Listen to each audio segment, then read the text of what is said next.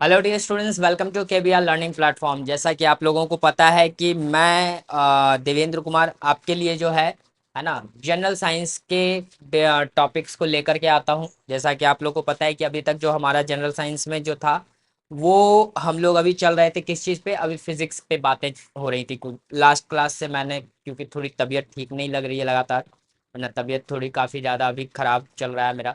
तो अभी जो है मैं लगातार जो हूँ क्लास, अब केमिस्ट्री को मैंने लेके मैं चला था आगे। जिसमें कि केमिस्ट्री में हमने रसायन शास्त्र में हमने जो है पदार्थ, हमारे आसपास के पदार्थों के बारे में हम पढ़ रहे थे। और आसपास के पदार्थों में जहाँ तक की बात है, पढ़ाने की बात है, तो मैंने मिश्रण तक हमने पढ़ा लिया था, है ना। अब वहाँ पे जो है, अब हम लोग क्या करेंगे कि अब जो है ये हम जो है कुछ और चीज़ों पे बात करेंगे, डिस्कस करेंगे। यानी पदार्थों के कुछ अभिलाक्षणिक गुणों के बारे में पढ़ेंगे, है ना।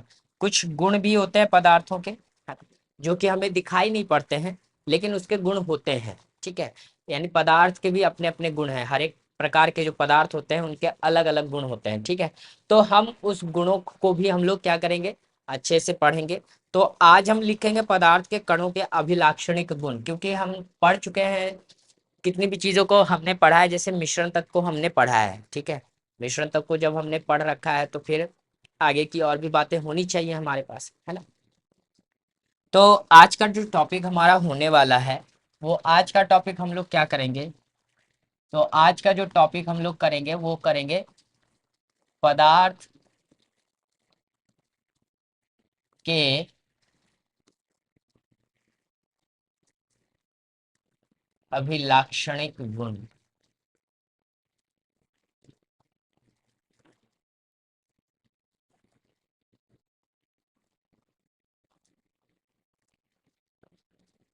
ठीक है। आज हम लोग इसकी बात करेंगे। यानी कि लिखेंगे natural property, natural property of matter, है ना। आज हम लोग कुछ इसकी बातें करेंगे, नेचुरल प्रॉपर्टी ऑफ मैटर की। बात समझ में आ गई यहाँ पे। तो यहाँ से जो है हमारे पास जो है कि हम लोग यहाँ पर जो है कुछ पदार्थों के, जैसे पदार्थों की भी अपनी अपनी कुछ ना कुछ उसके गुण होते हैं। जैसे कि हम लोग पहला लिख सकते हैं, पहला हम लोग लिखेंगे क्या, अगर बात करें पदार्थ, पदार्थ के कणों के बीच, पदार्थ के कणों के बीच, है ना, पदार्थ के कणों के बीच क्या होना, रिक्त स्थान का होना, है ना, रिक्त स्थान का होना,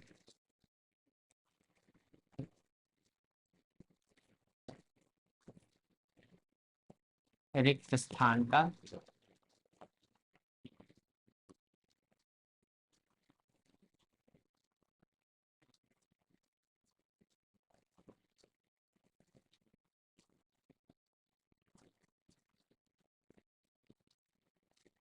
हम्म।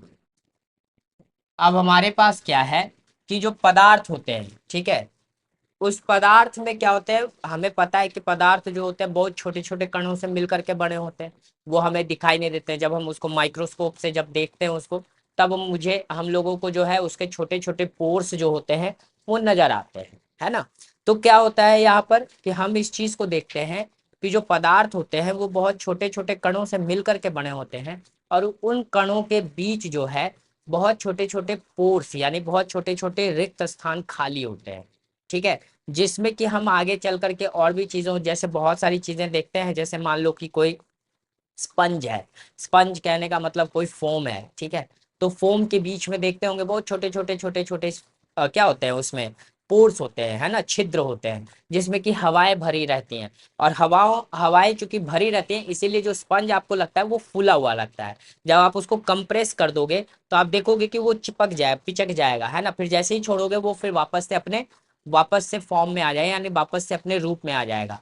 इसका क्या तात्पर्य निकलता है? इसका तात्पर्य यही निकलता है कि जो छोटे छोटे पदार्थ, जो पदार्थ होते हैं वो छोटे छोटे कणों से मिलकर बने होते हैं, और उन कणों में क्या होता है आपका, छोटे छोटे पोर्स होते हैं, छोटे छोटे छिद्र होते हैं। इसलिए बोला जाता है कि आपका जो है पदार्थों के कणों के बीच रिक्त स्थान का होना, ये भी एक अभिलाक्षणिक गुण है। हम इसको लिख सकते हैं, a small pores, uh,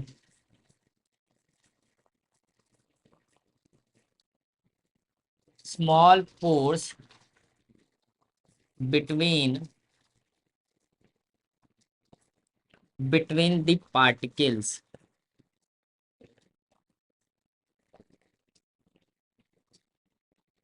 between the particles in substance।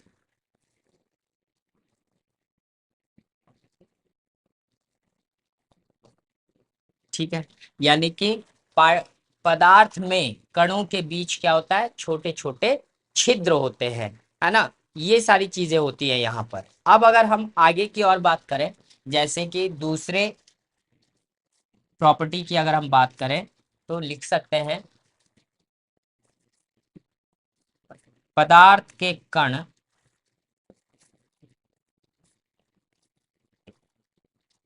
कण निरंतर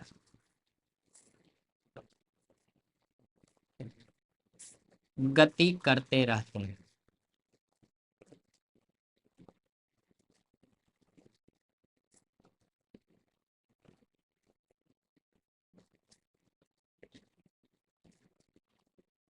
ठीक है, यानी कि हम ये कह सकते हैं,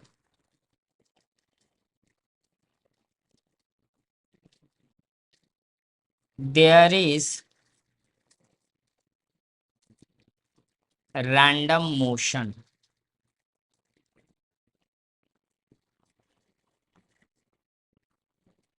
रैंडम मोशन ऑफ पार्टिकल्स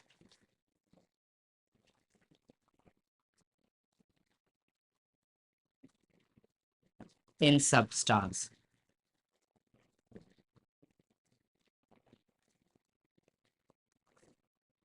ठीक है, यानी कि कहने का तात्पर्य ये हुआ कि पदार्थ के कणों के बीच जो है निरंतर गति होती रहती है ना, जिसकी वजह से हम बाद में क्या करते हैं, इसका हीट वगैरह में यूज करते हैं, जब थर्मोडायनेमिक्स वाले चैप्टर में, यानी जब हम लोग ना क्या कहते हैं, हम लोग थर्मोडायनेमिक्स के चैप्टर को पढ़ेंगे, है ना। यानी कि जब हम लोग हीट को पढ़ेंगे, समझ गए बात को, तो उस कंडीशन में हम लोग जब है, हम इसकी बातों को करेंगे, यानी कि जो पदार्थ के कण होते हैं वो निरंतर गति करते रहते हैं, और इसकी वजह से क्या होता है कि जब हम पदार्थ को और हीट एनर्जी देते हैं, है ना, जब और ज्यादा हीट देंगे, तो वो क्या होगा, उसके अंदर के जो पार्टिकल्स होते हैं उनका जो रैंडम मोशन होता है वो और ज्यादा क्या होता है, बढ़ जाता है, जिसकी वजह से वो हीट होना शुरू हो जाते हैं, है ना। तो हम उसके बारे में भी पढ़ेंगे, तो हम लोग पढ़ेंगे कब, थर्मोडायनेमिक्स वाले चैप्टर में पढ़ेंगे, है ना। उसके बारे में ज्यादा अच्छे से हम लोग उस चैप्टर में पढ़ेंगे पदार्थों के बारे में। तो ये पदार्थ के आपके ये गुण हैं आपके कुछ, है ना। अब जैसे कि मान लिया जाए कि जो पदार्थ के कुछ और गुण भी होते हैं, है ना, यानी कि पदार्थ के जो कण होते हैं, ठीक है, जैसे तीसरी प्रॉपर्टी अगर हम इसकी बात करें, पदार्थ के कण एक दूसरे को आकर्षित करते हैं।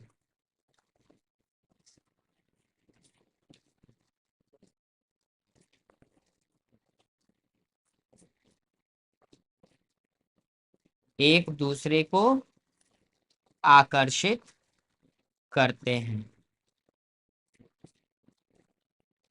ठीक है, यानी कि आ, the particles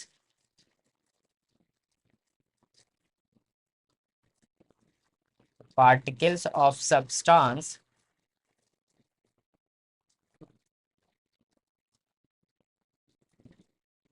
are attract to each other।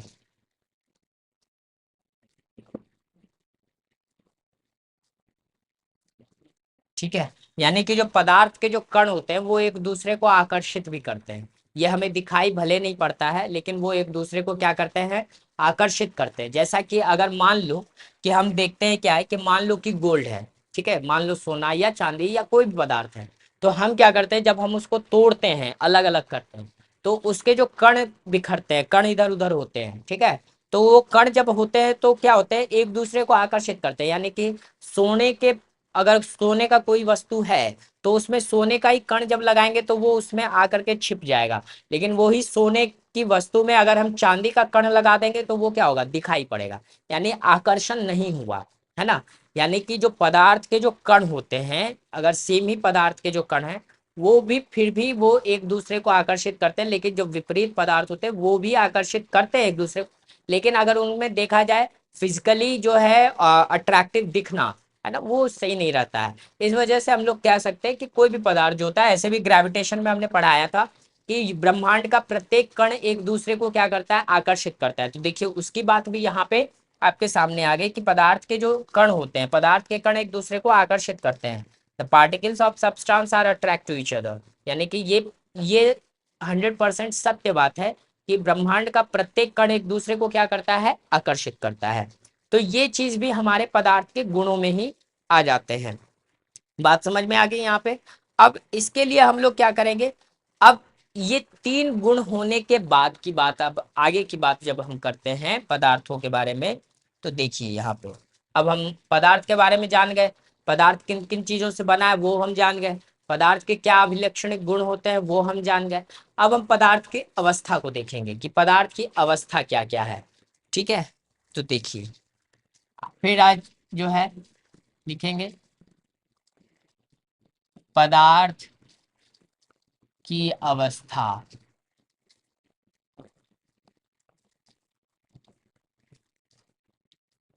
है ना। स्टेट्स ऑफ सब्सटेंस या स्टेट ऑफ मैटर, ये लिख सकते हैं। ठीक है, स्टेट ऑफ मैटर।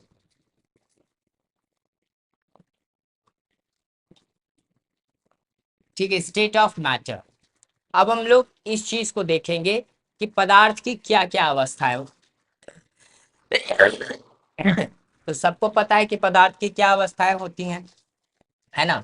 तो पदार्थ की जो पहली अवस्था होती है वो होती है ठोस, है ना। वो अलग बात है कि ब्रह्मांड में सबसे पहले हम थोड़ा सा पानी पी लेते हैं, वो एक अलग बात है।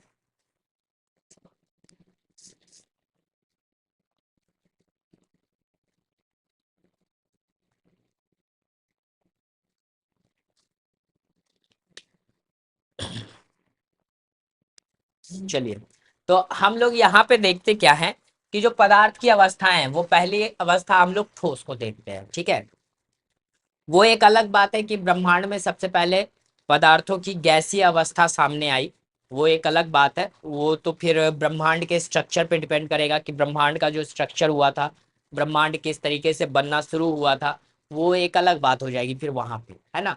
लेकिन फिलहाल के लिए हम ये देखेंगे कि जो पदार्थ की पहली अवस्था है वो ठोस है, यानी कि सॉलिड। ठीक है, दूसरी अवस्था हम इसकी देखते हैं, वो है लिक्विड, यानी कि आप तरल लिख सकते हो, है ना। तीसरी अवस्था है इसकी, वो है गैस।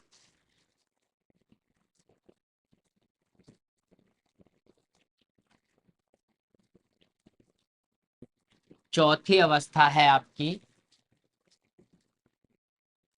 यहाँ पर आप लिख सकते हो प्लाज्मा,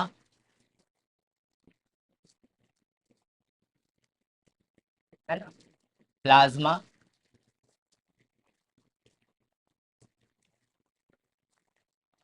और पांचवी अवस्था है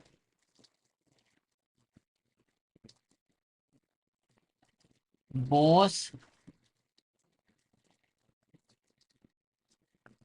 आइंस्टीन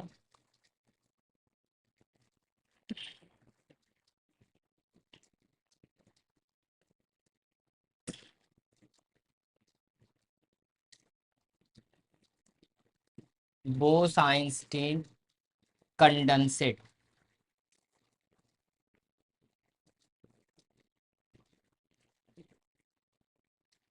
बोस-आइंस्टाइन कंडेंसेट, तो ये इसको लिख सकते हैं।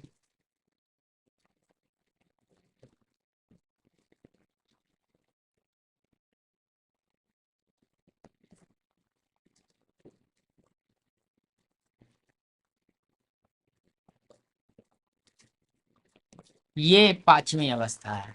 तो जनरल तौर पे यानी कि सामान्यतः जो है हम लोग ठोस, द्रव और गैस के बारे में ही पढ़ते हैं।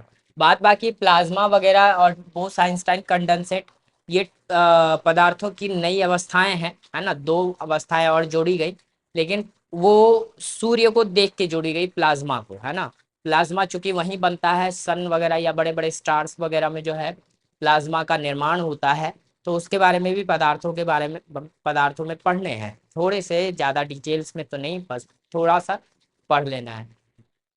फिर बोस आइंस्टाइन कंडेंसेट की बात करें तो बोस आइंस्टाइन कंडेंसेट भी जो होता है वो पदार्थ की पांचवी अवस्था होती है। ठीक है। तो इस चीज़ के बारे में भी हम थोड़ी थोड़ी जानकारी ले लेंगे आगे, नेक्स्ट मतलब आगे आने वाले क्लासेस में। ठीक है। तो फिलहाल हम लोग बात करेंगे ठोस पे। किस पे बात करेंगे? ठोस पे। तो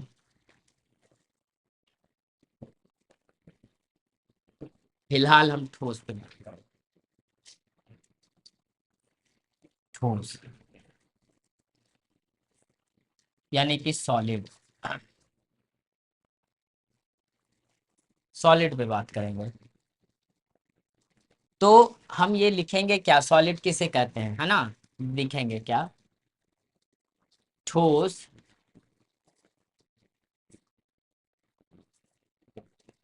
पदार्थ की वैसी अवस्था है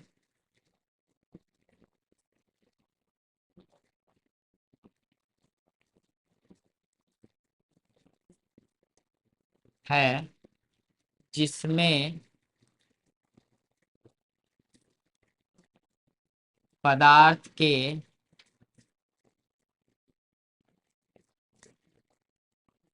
प्रत्येक कण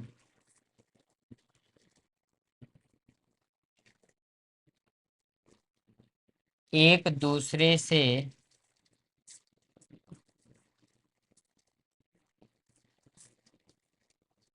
एक दूसरे से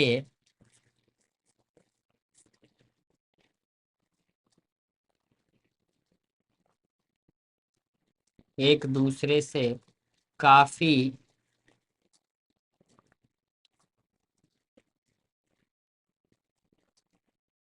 काफी नजदीक,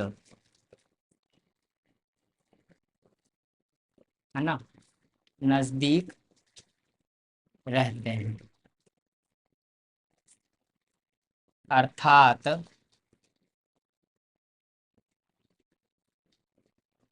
एक दूसरे को एक दूसरे के बीच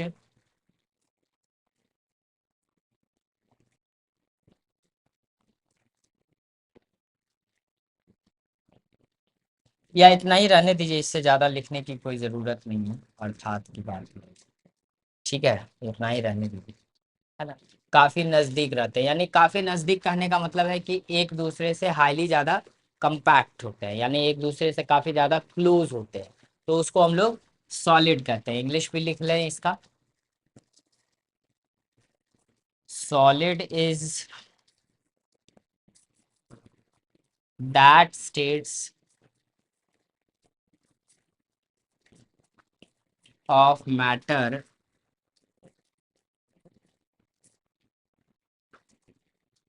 in which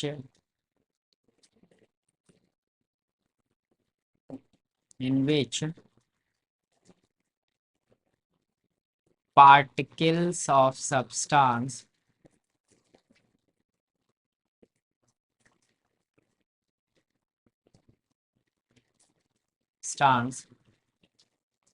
are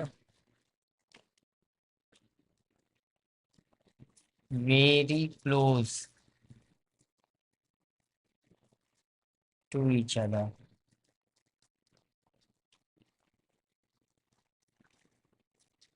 ठीक है। यानी कि सॉलिड जो होता है वो पदार्थ की वैसी अवस्था है जिसमें कि सब्सटेंस यानी पदार्थ के प्रत्येक कण एक दूसरे से काफी क्लोज होते हैं। ये चीज होता है आपका। ठीक है। चलिए भैया, अब सही है इसमें तो। और इसके भी कुछ गुण होते हैं, है ना। पदार्थों के कुछ ठोस पदार्थ के, है ना। इसको हम लोग लिखते हैं क्या, ए नंबर। पदार्थ,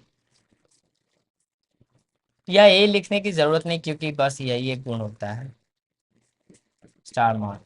पदार्थ या ठोस लिखिए।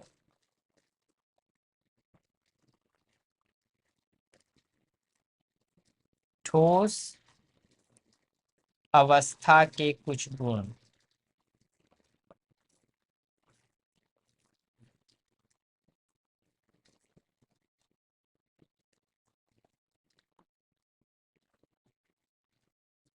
कुछ गुण, ठीक है। यानी कि प्रॉपर्टी ऑफ सॉलिड स्टेट।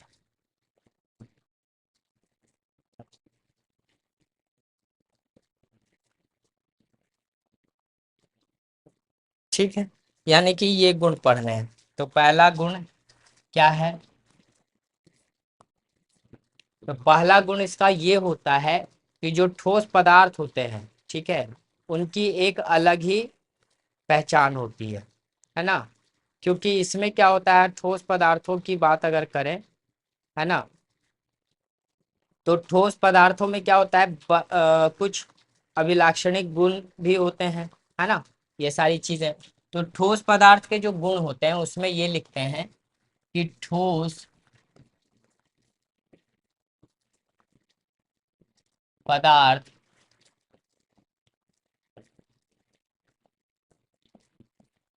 के पास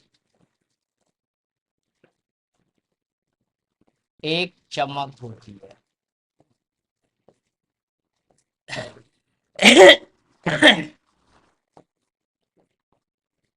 चमक होती है, ठीक है। ये चीज है। तो यहाँ पे लिख सकते हैं हम लोग,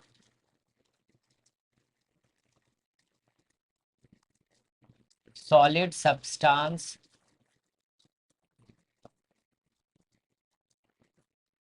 solid substance has shiny surface.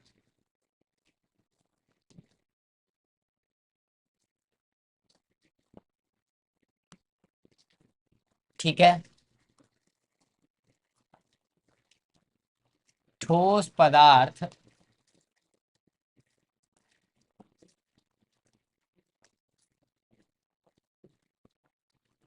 ठोस पदार्थ की तन्यता होती है, यानी कि डक्टिलिटी।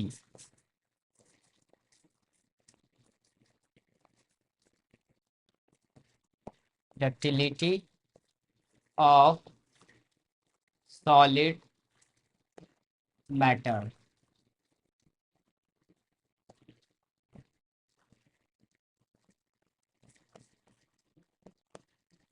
अब यहाँ पे नेक्स्ट लिख सकते हैं क्या,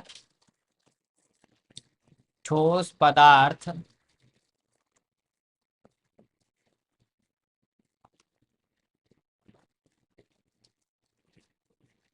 ऊष्मा एवं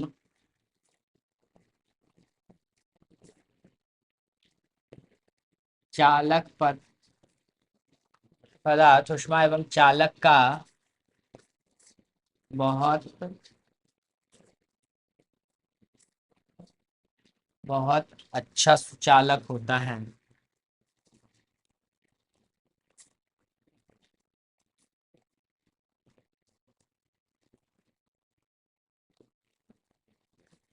सुचालक होता है। घर में खाना पीना बनते देखते हो ना, उसमें कितना जल्दी वो हो जाता है ना। ये चीज है। तो यहाँ पे लिख सकते हैं there are good conductor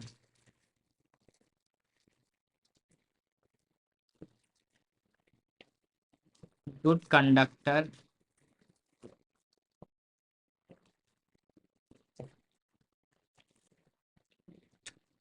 of heat and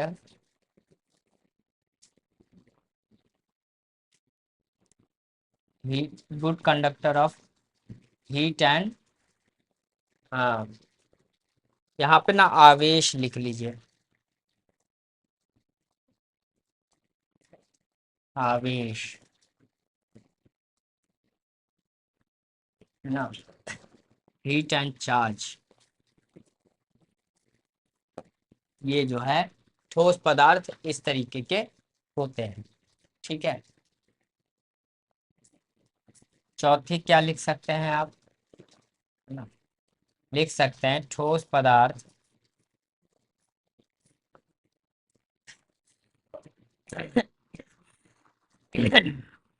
पदार्थ में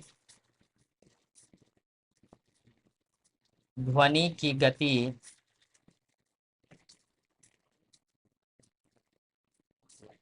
बहुत अधिक होती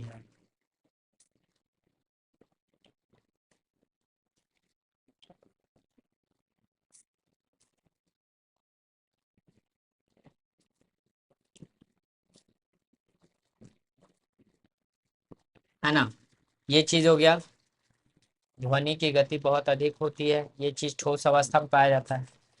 पांचवा, ठीक है, और अंतिम, ठोस पदार्थ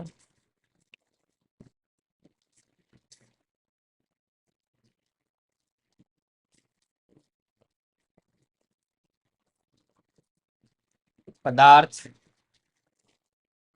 में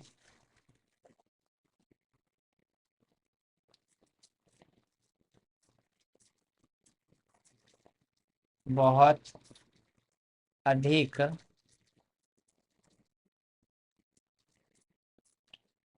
है ना, पदार्थ में बहुत अधिक कणों के बीच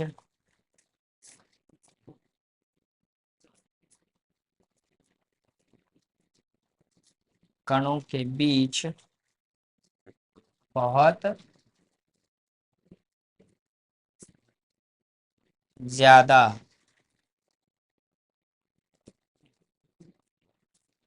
बहुत ज्यादा अंतराण्विक बल लगता है।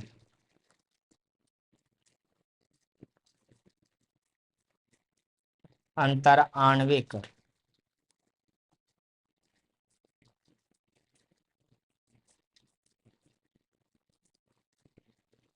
ठीक है, बहुत ही ज्यादा अंतरात्विक बल होता है।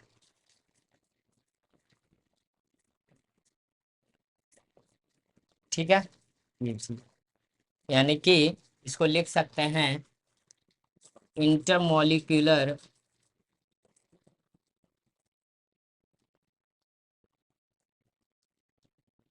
Inter molecular molecular force is very strong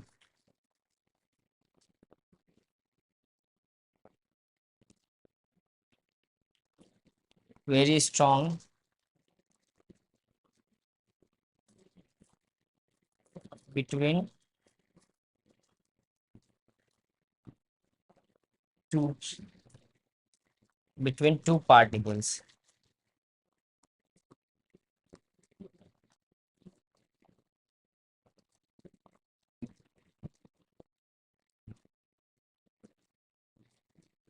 ठीक है, ये चीज है।